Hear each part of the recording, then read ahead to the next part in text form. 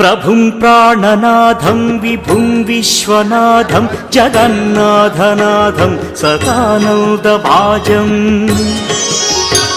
भवद्भव्यभूतेश्वरं भूतनाथं शिवं शङ्करं शम्भुमीशानमीडे गळेरुण्डमालं तनौ सर्पजालं महाकालकालं गणेशाधिपालम्